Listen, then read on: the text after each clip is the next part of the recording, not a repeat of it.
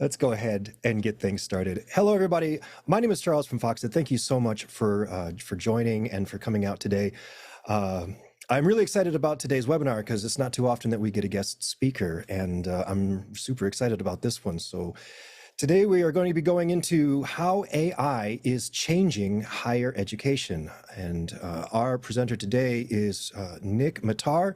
He is a digital marketing professor at Minnesota State Community and Technical College, as well as Wayne State University. He is also the founder and CEO of Digital Detroit LLC, which is a digital marketing company.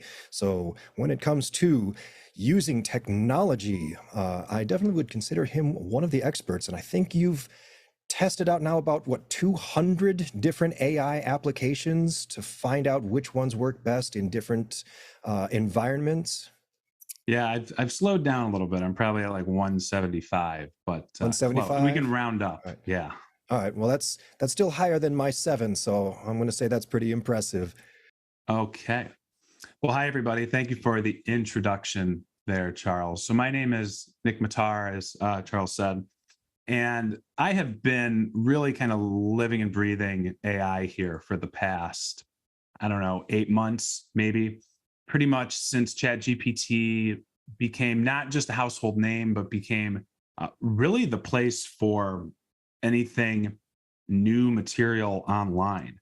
Back in, I think it was November, ChatGPT kind of launched and became really a household name pretty fast because people were really shocked at um, just how accurate, maybe not accurate, but how well it could do things that a traditional Google search, for example, could not.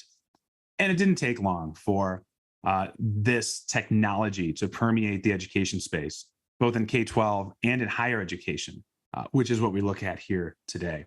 So I've been working in digital marketing for my entire career. And I will say, for those of you who may not be familiar or work in digital marketing, that's one area where generative AI, which is really what we talk about here in today's webinar, that's one industry where it has been really kind of a major part of the workflow. And when I think about all the things that I've done over my career in terms of the tools I've used, the strategies and the concepts that I've developed and implemented, AI is absolutely changing the game. And we'll talk a little bit about that at large as well, not just in education from that standpoint.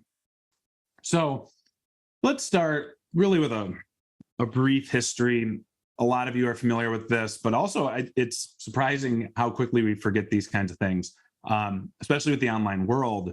We see things are always changing. They're always getting updated. I gave my very first presentation on AI as it relates to higher education back in March. And when that happened and I gave that presentation, I tried to use, I dug that up about a week ago and was like, oh, maybe I'll, just copy that. And I had to recreate just about everything because AI has changed so much since then. And I don't have, like, for example, every single graphic, every image that I have is updated. Every bullet point, every data point is different. And it's really kind of shocking how even the discourse around ChatGPT and AI has just continuously been changing. And so I guess, what does that mean? What does that mean for higher education and what does that mean for the industry in general? Well, that's what we're here today to find out. So really, I look at ChatGPT as being the tipping point. The meteoric rise of ChatGPT was really when AI became not just a household term, because the terminology AI has been around since the 1960s. The idea of machine learning, that's been around a long time, going back to movies like 2001: A Space Odyssey.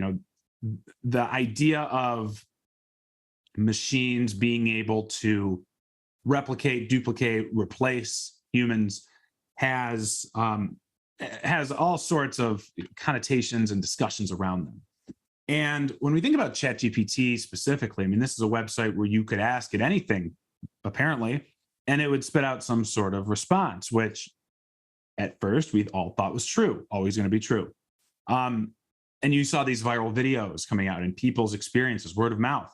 And everybody was just enamored with what ChatGPT could do that so quickly we were all using it so fast. And this chart here shows how quickly it grew to close to 30 million daily visits. And just as a quick aside, it took ChatGPT about 5 days to reach to reach 1 million users. Think about how long it took Instagram before that, which was 2.5 months. That had been the record. Now, 5 days doesn't sound so impressive right now because Instagram's Twitter support system called Threads reached 1 million users in an hour. However, ChatGPT continues to be one of the most highly trafficked websites, or I should say OpenAI, the ChatGPT parent company, continues to be one of the most trafficked websites on the internet. Back in June, there were, I believe, 1.3 billion actual users on or I should just say 1.3 billion visits on the ChatGPT platform last month. This has now been almost 10 months since ChatGPT kind of took the world by storm. So you can see that it absolutely is not going anywhere. And the idea and this thought process of generative AI, the ability for AI to generate content for you in an online setting, that idea only continues to grow. Now, as we look at AI and what it does in marketing today, I use marketing today. That's my industry. That is really what I work with. But it's interesting because you have companies that are building new AI programs on a daily basis. And they try to use it for marketing, but it's interesting that it has applications to really anything. And the idea, or I should say the goal, the best intentions are that they're trying to save people time and money. That's what they want to do, both on personal and professional tasks. And I like to stop and think, if AI programs can do all this now, what will it be able to do in 10 years? And anything that is going to grow over the course of 10 years, it's not going to stop at marketing and content marketing, which is, again, my area of expertise, but it'll permeate every industry at that point. And that is where you look at today's landscape. One thing I did want to show, if there's one place to go to see kind of an active repository of all the major AI platforms, that's futurepedia.io. Go check it out. I've had to pull this screenshot about 10 times now for all the different talks I've done. And every time there are more platforms on Futurepedia. Futurepedia is approaching 5,000 AI programs on its platform. When I met Charles about a month ago, there were about 3,500. When I gave my very first talk in March, there were just over 1,000. So you can see this continues to grow and grow. And really, to me, the stunning part is that most anything that you type in there in terms of search, and I encourage you to go check it out now while I continue to speak here. Anything that you search, there's probably going to be something. Maybe not the exact thing that you're looking for, but it'll be something related to it. And a lot of them have funny names. A lot of them now have people's names. Like there's one called Harvey and there's Cody. But there are all sorts of use cases for these for all industries, not just the initial idea of, hey, I'll give you an answer. You ask me a question, I'll give you an answer. It's really wide ranging, and a lot of them too now have the ability to surf the web. And there's a lot of AI tools that are now baked into programs. Foxit has one. Google has one. I would say Snapchat has an AI assistant. There's all sorts of them that exist and are being used on a regular basis by these users.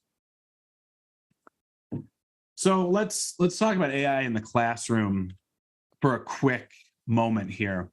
And I just want to go back to January when we started off with school districts thought the initial response to ChatGPT was negative. Hey, we are here students are supposed to come into the classroom. They should not be using ChatGPT. It's just another platform to cheat. That was the initial thought process. And it wasn't that it was being used yet. I mean, maybe a couple people had used it, but it was kind of like mass hysteria about something that we really didn't understand yet. Now, again, this is 90 days after, less than 90 days that after ChatGPT kind of hits the market and is being used on a regular basis. And a lot of the blocking was being done at the K-12 level because the thought process was, hey, ChatGPT is spitting out responses that are equal to a 10th or 11th grade reading and writing level. And while that may be, the idea that ChatGPT can give you a very finished and polished response after one prompt is somewhat not true unless you are a masterful prompt engineer. But that is where we think about now how ChatGPT is used more in a professional higher education environment. And you've started to see people coming through saying, hey, maybe we should embrace this as a teaching tool. Maybe this is something that we can use for good, for positive reasons. And this article from PBS NewsHour, if you look at the timestamp on that, that was less than a month after the article before that we looked at. You had school districts blocking ChatGPT on January 12th, and now on February, I think that's 14th, just over a month later, now people are embracing it. So the story quickly changed. The narrative around ChatGPT quickly changed. And eventually we got to this point, and again, this was actually back in January, 2 weeks before, where there were officially some deep, intense surveys and studies of ChatGPT being done to better understand both the pros and the cons. Syracuse University had this article. This isn't a study or anything. This is more of just a news article here. But you think about, they had professors opining on this pretty quickly. And for me, it was kind of stunning just to see how quickly there was a lot of academic rigor put behind ChatGPT and AI in general. One thing that just recently hit an academic journal that I didn't put in here today is now a new study has been done. I believe it's Stanford did this, where they asked ChatGPT the same question. I believe there was a series of math questions every day for maybe 30 days, 60 days. And they wanted to see how reliable the answers were. One, were they correct? Second, was it always the same answer? And it started, at first it was just, they started with a baseline response. And then they'd ask for ChatGPT to show its work.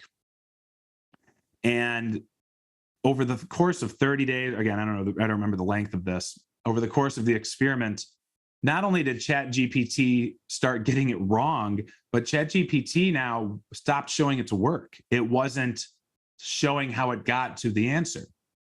And the results were pretty shocking because if you think about it, ChatGPT and all other or generative AI by default is based on a language learning model, which, not to get too technical, is largely based on it takes in the kind of machine learning here. It learns based on what's being fed to it. And so you have now you have ChatGPT providing incorrect responses, or in other facets, you have ChatGPT just giving content that might not even make sense. And in essence, is becoming a person that is, that's not the smartest mind in the world, that is very much flawed. Now that causes issues for us as educators, especially in K-12, when we think about at the high school level, if a student just puts a prompt into ChatGPT and accepts the answer at face value, if that answer is incorrect, that student legitimately is not only not learning the material, but they're not understanding the use case for ChatGPT and for generative AI. And for me, I look at the positives, which I'm going to show here in a moment. I like to look at education for AI and also, challenges and opportunities like the Syracuse University image here states that there's ways to use AI here in the classroom that is beneficial to the student while they also feel that they're getting more out of it, not just from a learning environment, because a lot of times they don't care about that, but more so that they're actually learning some valuable skills that they'll be able to use in their careers or even down the line later for their education. So, and I know Charles is going to save the questions for the end here, so I will leave plenty of time at the end for the Q&A. So please feel free to drop them in the chat. I'll be happy to answer as many as I can here. I'm going to try to leave at least 20 minutes afterwards. So this is just an aggregation of a couple of social media posts I found, and these are all how people are using ChatGPT and AI overall in a business sense. And I did want to take two slides, this one and the next one, to talk about AI, because when we think in a business sense, because when we think about careers, and how can we better prepare students for what comes next after whatever class they're in now, whatever grade level or level in college that they're at, we want to think about, or I at least try to prepare my students as much as possible for where they're going to be afterwards, and how can I make sure that what they're learning in my class can be applied later. I am a millennial. I am in my mid 30s, and a lot of the discourse around the millennial generation growing up is about how much of our education was useless, and how there's all these things now as adults that we wish we had learned throughout our education. And while I tend not to dwell on either of those sides of the coin. I do consider that when teaching my own students. And for me, I look at AI as an evolving industry that is going to be part of all of our lives for a long time. So why not be prepared to utilize it in a myriad ways? These examples here, the one I want to show is this gentleman on the right with his little finger up, the best AI tools. He has a video, and it's a different, not this one. He has a different one where he shows how he used AI to write a children's book. I think ChatGPT wrote it for him. He then used an AI image generation platform to create the images. Then he used AI to turn the book into a PDF, and he then uploaded it to Amazon, where he has since sold X number of Kindle, digital versions of it, like not 100,000, like tens of thousands of them, and actually made a profit for something that took him like a day. And ethics and technicalities aside here, being able to do that for your own betterment is pretty stunning when you think about just how far we've come in a matter of months. And today's generation of students, as most of you probably are aware, they're all very entrepreneurial. I have about 200 different students each calendar year, maybe a little bit more. And of those 200 I tried to keep track because I tried to ask. I found that about 175 of the 200 have had or planned to have some sort of side hustle or freelancing or some sort of work down the line that is actually going to maybe not be their main job, but will at least be a way for them to supplement their income. Because a lot of, and I don't know if this is really kind of like a statement on a commentary on society in general, but a lot of students that I've talked to have claimed that, hey, having one job is just not feasible anymore. It's not smart from a finance side. And a lot of times we aren't making the salaries that we need to live the lifestyle that we want. That's kind of a Gen Z way of thinking. I'm not sure. I mean, I am one of those, do kind of have that same situation going on, but at the same time, it's interesting because a lot of these students now are looking at courses that can not only provide the kind of that baseline level of education that they're expected to get, but also how can these teachings be applied to me when I am out in the world trying to figure out a side hustle, start my own business, freelance for whatever the industry is that I'm in.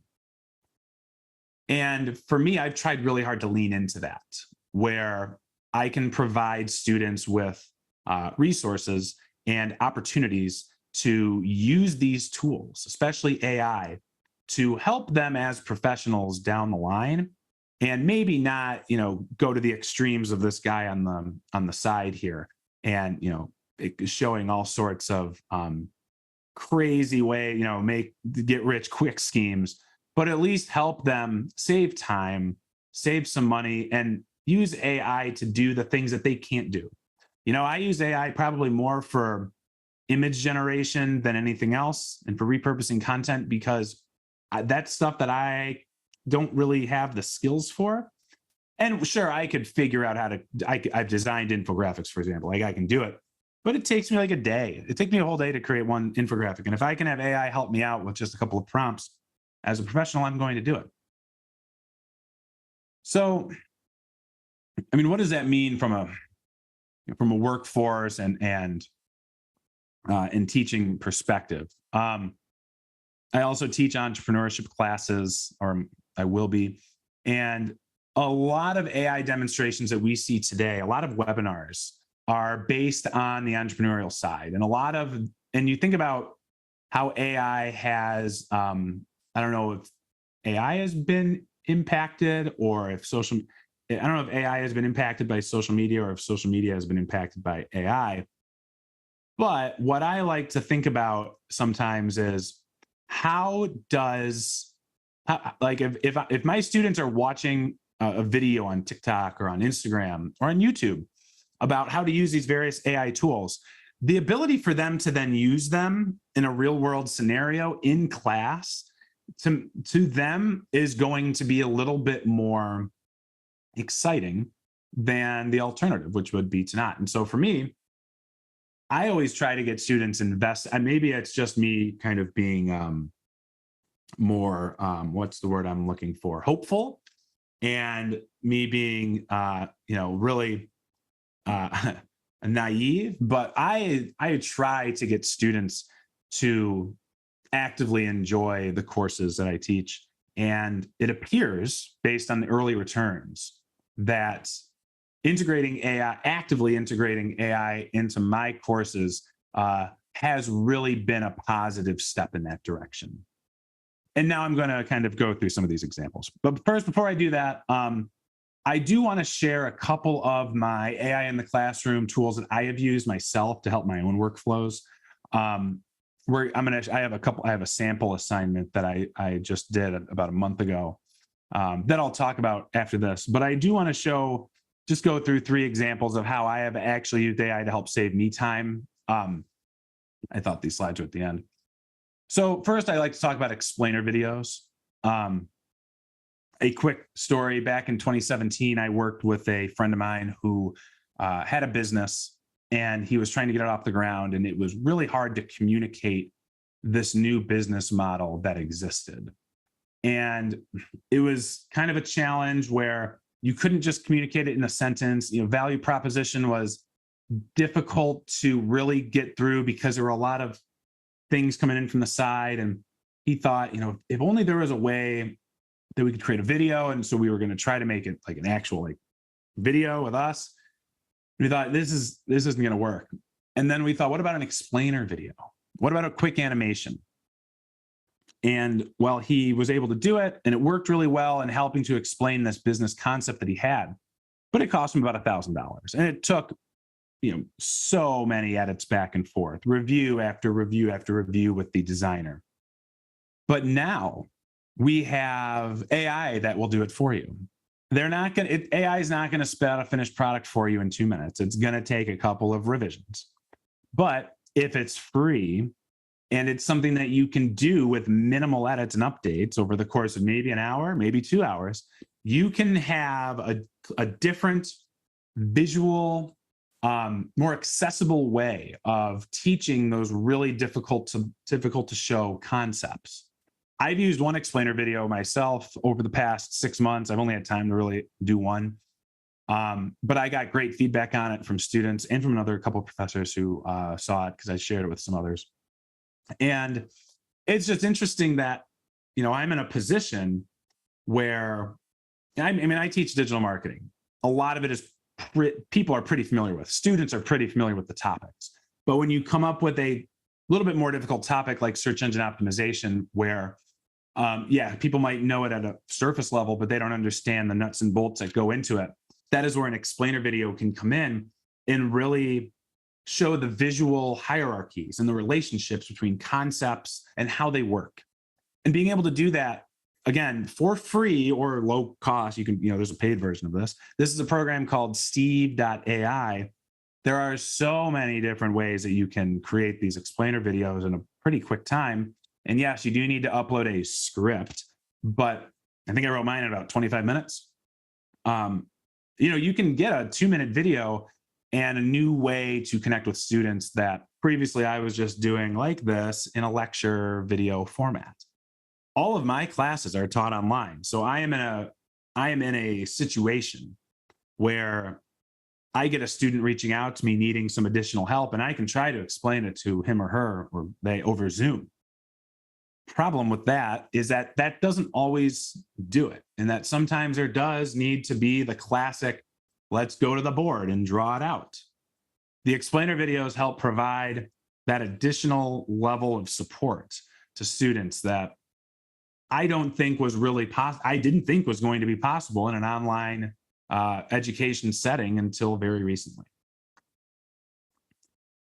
Next, I'd like to talk about lesson plans. This is just using ChatGPT.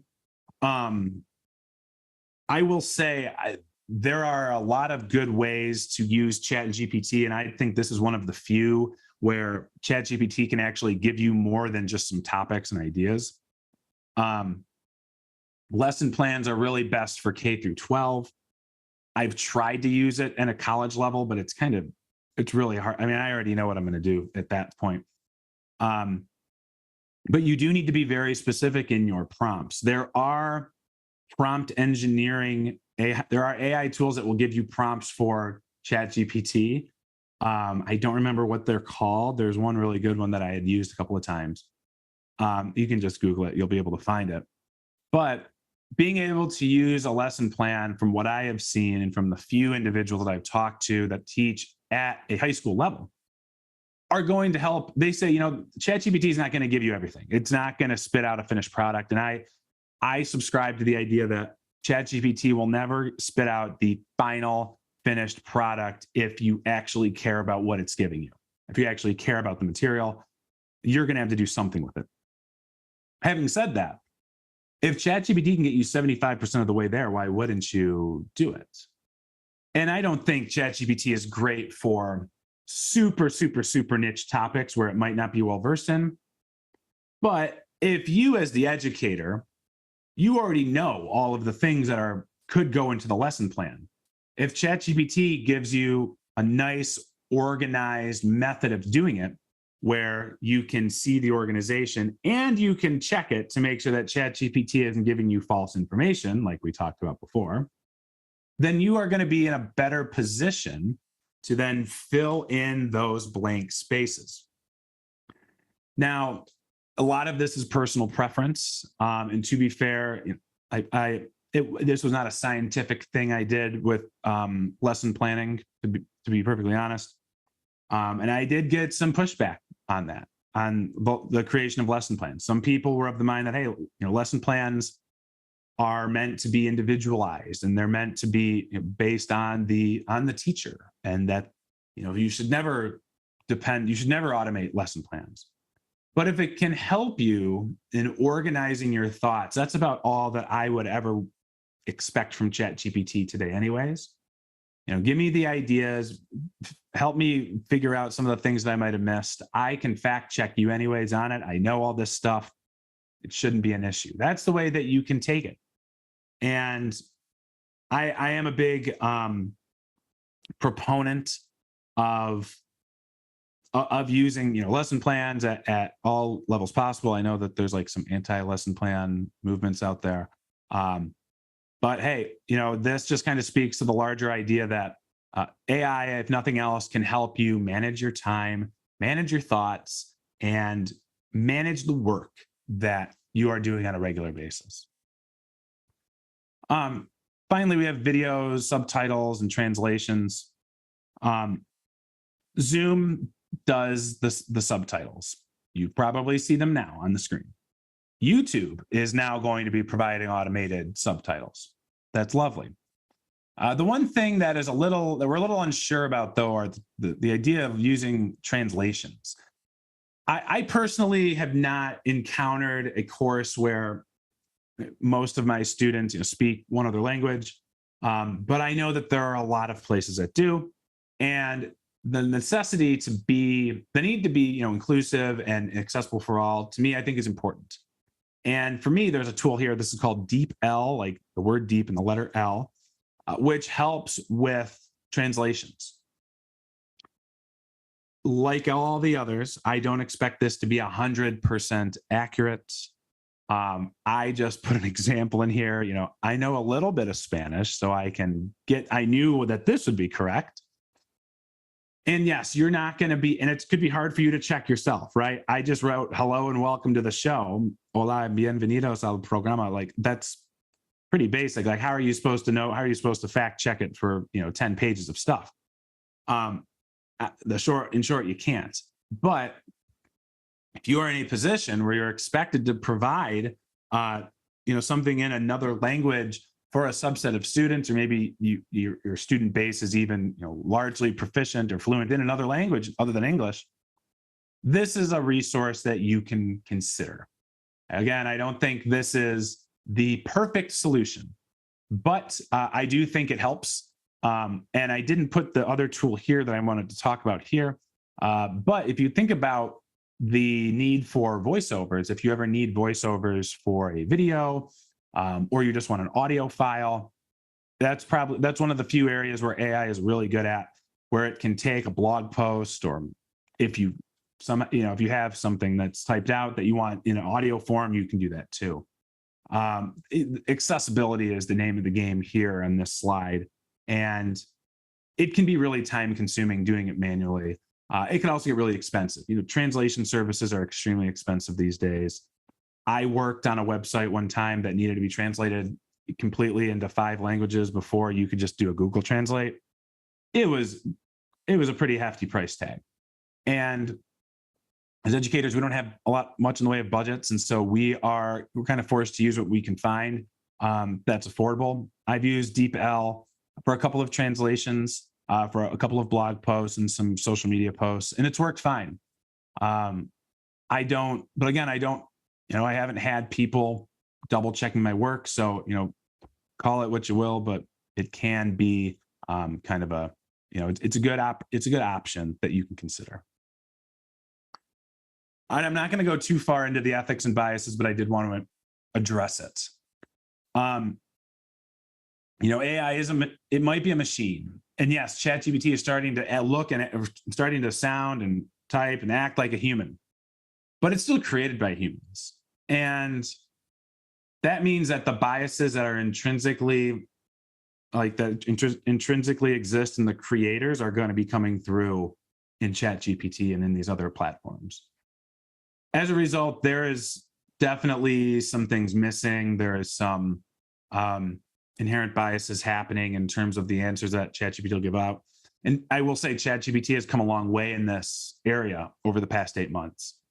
But biases do exist in all kinds of platforms. And so just consider that if nothing else, the takeaway from this slide is don't let ChatGPT or any other AI program dictate and be the be all end all for something that you're creating.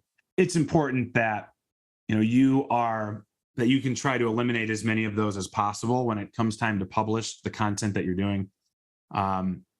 Just because you may think that ChatGPT and these other platforms, they're made without, but I mean they have them. It's kind of obvious. if you talk to if you have a conversation with ChatGPT long enough, you are likely going to see some of those come through um, quite quite clearly. And again, the way through that is you got to check things like that. Check all of the ChatGPT answers, checking all of that, checking other sites, and making sure that what you're putting out there is what you are comfortable with and what you're proud to see, because it is, it's a reflection of us. Now, how do students use AI? And that's kind of I don't have much of a transition here, but this is where I get into the prompt engineering. I don't, you don't. This is kind of a sample, a scenario that I had plugged in a while ago, and this is one of the few images, screenshots that I kept. But I had a discussion, online course. You can have a discussion post, an online question that people have to answer. And I put this out there and I said, all right, hey, if you're a podcaster and you're looking to get, what do you want to do to grow, to capitalize on the fame of going viral or something? I think that was the crux of the question. I put that in, I put the exact discussion question into ChatGPT and got this, a numbered list. By default, ChatGPT loves lists. They love giving you some clear takeaways. I looked at these, and then I waited to see what students were going to put. And, to their credit, this was an MBA level course. To their credit, none of the students just copy and pasted this. But it was interesting that a lot of them took a lot of these same points. Now, my reaction to that is, even if somebody did use ChatGPT, the students went into far more detail than what ChatGPT gave them here.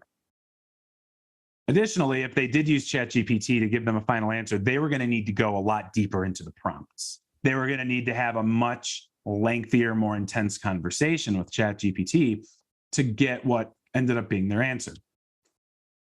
And if I have a thesis statement about how I use AI, generative AI, and ChatGPT, my thought is, I'm okay with students using AI, and I want them to use AI at some level.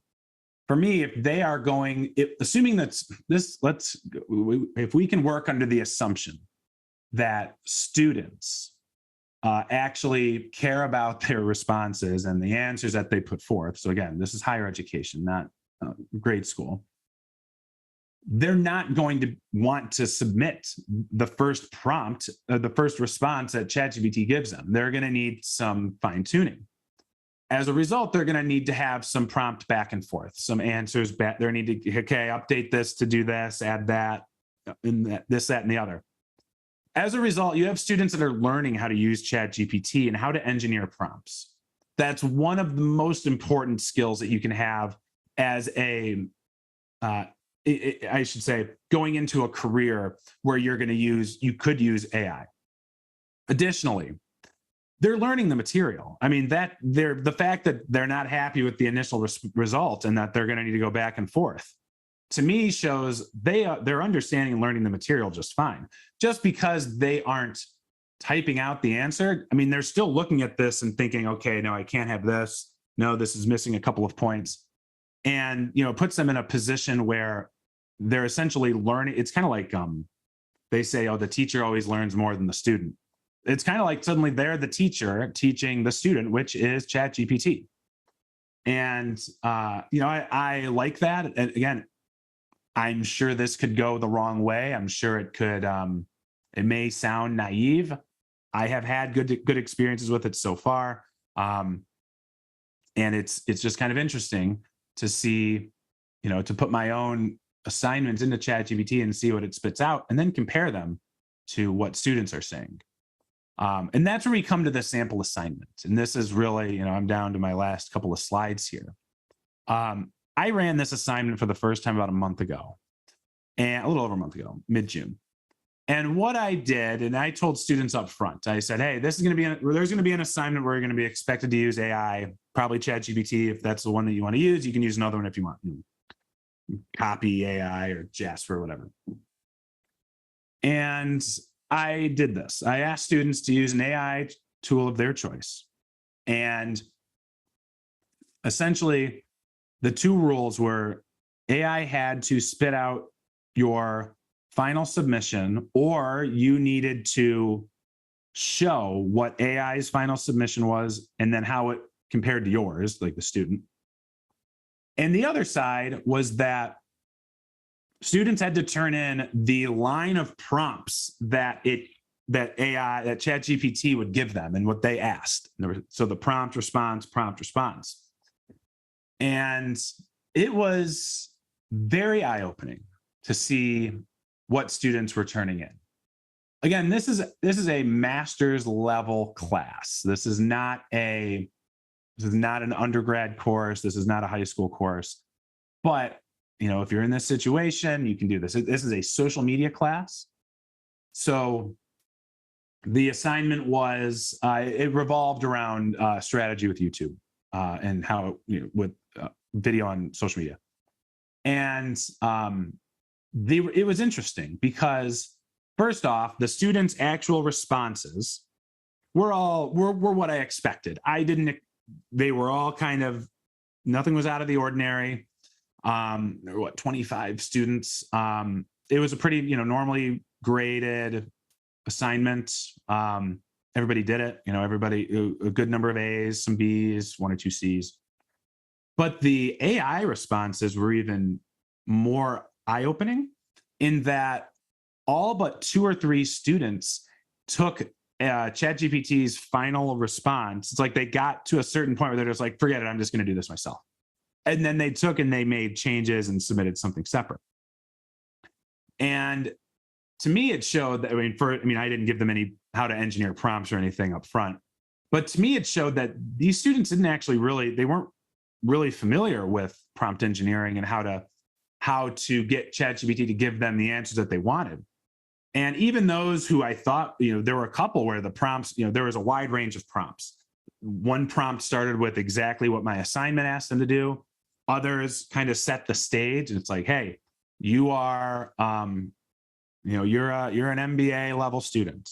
You're a 4.0. It really tried to set them up properly. And still, the results were not what the students were okay with. And the fact that I made it so transparent showed me, one, it looked like students spent a lot more time on it than most of the other assignments. And 2, I could tell that the students cared more about the final result than what the AI was going to tell them. My only thought now is, what is the difference between this and if they were to do it and it wasn't part of the assignment? I really had an interesting series of outcomes here. But more so than anything, for us as instructors, we can see how they've used these programs, and you can see too, what is the difference between how students are responding and what an AI program would respond with. For me too, I provide this assignment. It was a summer course, but I usually provide that. I'm going to plan to provide that assignment about halfway through the semester in the fall. So at that point, I've read enough of my students' submissions to see, what their style is. But then too, that'll inform me in the future of who is anybody, utilizing AI? Is anybody, using this on the regular? And I try not to, using, the right and the wrong, and whether students use AI or not, and if I'm for or against it, I'm not really, I'm not huge. I don't really care one way or another, to be perfectly honest, because I know that if AI is going to give a good enough answer to get an A in my class, that the student needed to have something to do with it, and they have probably learned the material just fine. So my last slide, AI as a technology in an industry, just to go back to the start. This is an industry in its infancy. Every single day, there's a new platform hitting the wire. Just go to Futurepedia and you'll see every day it changes. GPT-4 was the latest big thing with ChatGPT a couple months ago. And it really, to me, it showed that AI is not like NFTs that are coming and going. This is something that's here for the long haul. And it's going to be more relevant in society over time. There's businesses that use AI, not generative AI, but AI, for national defense, for in supply chain and logistics. And if AI is already being used so widely there, what makes us think that it's not going to that it's ever going to stop? And we're already seeing this industry explode on the scene. I mean, you see it on the stock market every day. There's a discussion about AI stocks all the time. But then, what can we compare it to? Is this like a moment in time? Is a moment in history? And I look at AI in 2023 as social media was in 2005. MySpace was kind of the king of social media at the time, and Facebook was just coming onto the scene. And it's an entirely new industry, and it will give rise to how people make their living and how they can utilize this technology. I am one of the people that has benefited from social media becoming what it is today, based on what I teach and how I consult. And this next generation of students could be doing the same with AI in 10 to 15 years. And so this will be a really interesting case study as we go through history to see how technology continues to evolve at such a rapid pace. So thanks. Charles, I don't know if you want to ask the questions. Yeah. All right. Well, thank you very much. Yes, we actually had some great questions here in the chat. I think if we scroll up a ways, we'll see the first one is, what is the impact from a cybersecurity perspective that AI has amongst students and teachers? Yeah, that's quite a good question. I will say when I used ChatGPT in my course last month, I started with a primer and with kind of a before you start thing. And the idea is this. OpenAI is a company. Everybody knows who the head of OpenAI is, Sam Altman. He's testified in front of Congress. Like, he's a pretty transparent person, right? He's all over the place. But a lot of these platforms, they're not based in the US. You don't know where they're based. It's really, really important to look at the privacy policy, to look at the terms of use before sharing any of your information, any of your personal information. Even if you can just connect your Google account, you do not want to do so without looking and seeing what are they explicitly going to take and share and sell. Because again, most of these companies are not domestic. They're not regulated. They're not companies that you can find a lot of information on. You don't know what they're going to do with your information. And when I think of it, in terms of the protection of student information, I always say, hey, if you can do something without any login information, that's going to be the best. I mean, say what you will about like, oh, if you're online, like at all, like they're going to take all your information. I don't think we're at that point unless you're on the dark web using tools which I don't recommend. But I did it once, never again. But the alternative to that is make sure to give as little possible personal information as possible to these platforms. And I said possible twice on purpose, because you don't want your personal information out there. There's a lot of there's a huge uprising right now about what kind of information Threads is going to be using of yours, as it relates to your Instagram account and as it relates to all of your like Apple ID information and things like that. Essentially is like, hey, we can use and we're going to take everything that you have online. And part of me thinks that that's just the world we live in now. But at the same time, you do need to be very mindful of your privacy, of your information that's out there in the public. If you use a bookkeeping AI platform, don't give it your bank account information. Don't give it any passwords. Start with the basics. And then from there, if you don't have to give any information and you don't have to create a login, that's the best. If you do have to create a login, usually they're only going to require a couple of fields: name, email, maybe like a zip code. If you can do those, that's best. once you get into the area of like having to share an address or a phone number, that's usually where I draw the line. And if you think, oh, my favorite platform, requires those, well, then there's another platform that'll do it, that'll have the same level of functionality that can do it for less data and from your part. So that is my perspective, and I do think it's important to educate students on that ahead of time. Although I do think a lot of them are fairly self-aware of those practices. I do feel it is our duty as instructors and as educators to make sure that students are fully prepared for that. Awesome, thanks. I also think there's something to be said about using a platform that's coming from a larger, reputable company that's been around for a long time versus a startup company that we've never heard of, and this is their only application. Uh, I've definitely noticed a difference there. Yeah, and OpenAI has been around for a while. I mean, ChatGPT is so big now that any breach in data we're going to hear about it. So I'm not really concerned with ChatGPT. It's all the other ones that I'm worried about.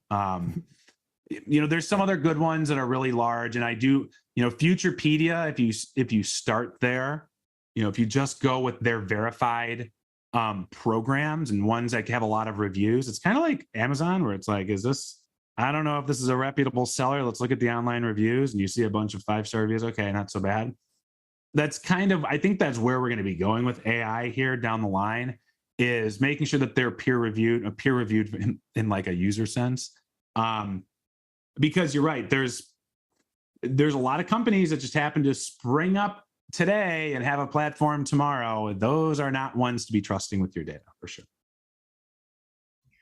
Another question we had up here is, what tool did you say you used that helped you with ChatGPT prompts? Yeah, I don't remember it off the top of my head. It's killing me because I used it every day for like 2 weeks, and then I stopped using it because I moved on to other things. What is it?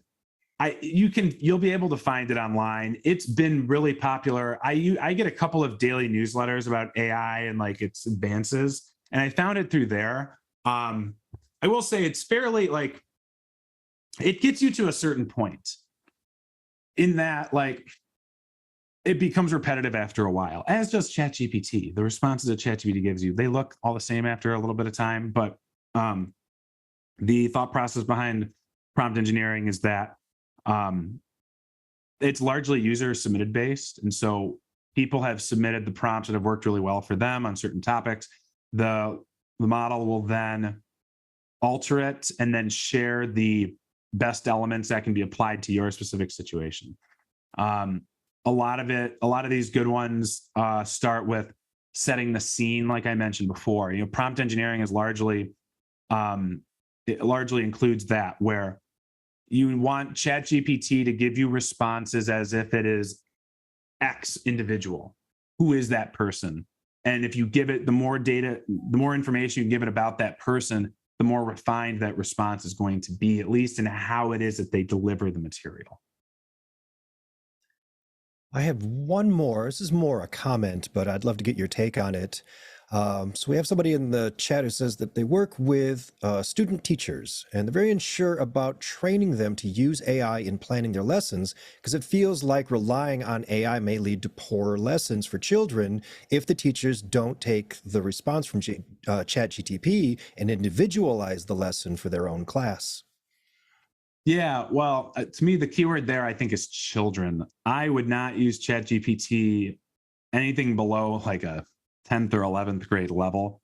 I don't think I mean, sure, it'll give you like a lesson plan for it, but to me, if I'm teaching a future teacher on how to do, on lesson plans, for example, I certainly would not tell them to go to ChatGPT. I would not have them use AI at all.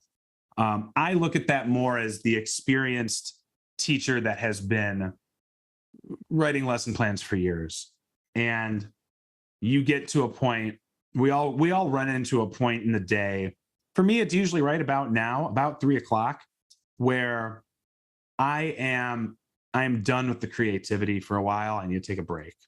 And I generally this is the time of the day where I'm going to go to ChatGPT and look for some brainstorm ideas.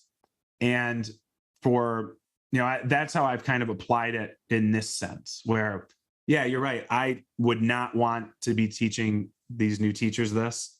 But you know what? If once you get to a certain point and you do need just a creativity boost or something to get you back up on your feet, from a mental production standpoint, to me, I don't see any harm in that. Again, it's more from an organizational sense, and from a sense of just what are some ideas out there that can kind of get me back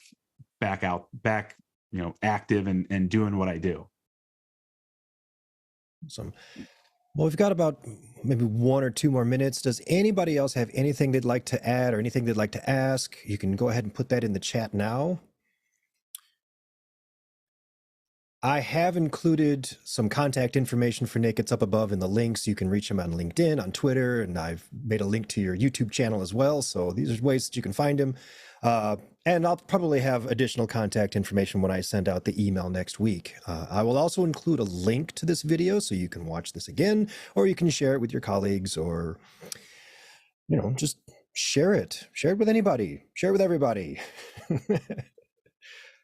Well, listen, Nick, thank you so much for joining us and for doing this for us. I really appreciate it. Yeah, thank you for having me so much, and thanks everybody for all the questions. Yeah. All right, everybody, thank you so much for joining. Watch for my email. It'll be out next week. Have a wonderful, wonderful day. Thanks so much. And we'll see you next time.